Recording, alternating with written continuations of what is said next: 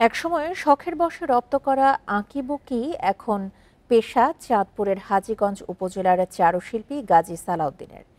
৩ যুগ ধরে হাজারো শিক্ষার্থীকে শেখাচ্ছেন ছবি আঁকা। শিশুদের চেতনা এবং শিল্প ও সংস্কৃতির মনোজগৎ বিকাশে তার এই অবদান খুবই গুরুত্বপূর্ণ বলছেন অভিভাবকরা।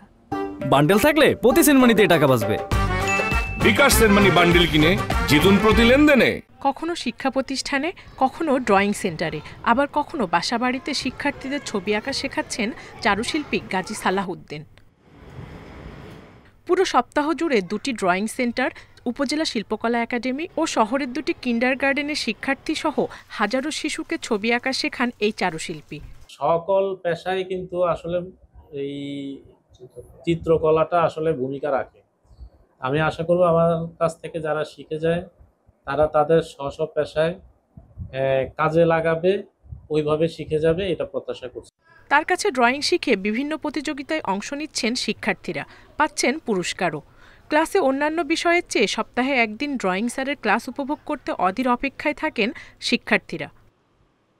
আমার ছবি আঁকতে খুবই ভালো লাগে এবং আমি আমাদের চিত্রকলা শিক্ষক সালাউদ্দিন স্যারের কাছ থেকে ছবি আঁকা শিখেছি।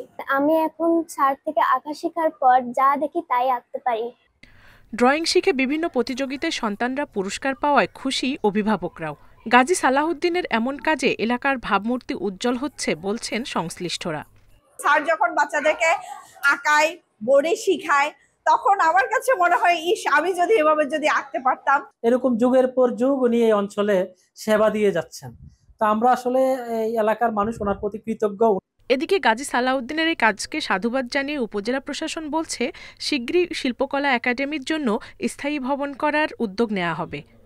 বর্তমানে শিল্পকলা একাডেমির কোনো স্থায়ী প্রতিষ্ঠান নেই। আমরা অস্থায়ীভাবে পাইলট স্কুলের রুমগুলোতে সেখানে প্রতি শুক্রবার বাচ্চাদেরকে প্রশিক্ষণ দেওয়া হচ্ছে।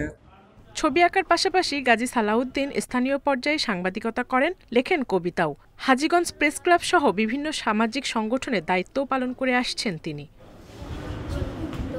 Independent news.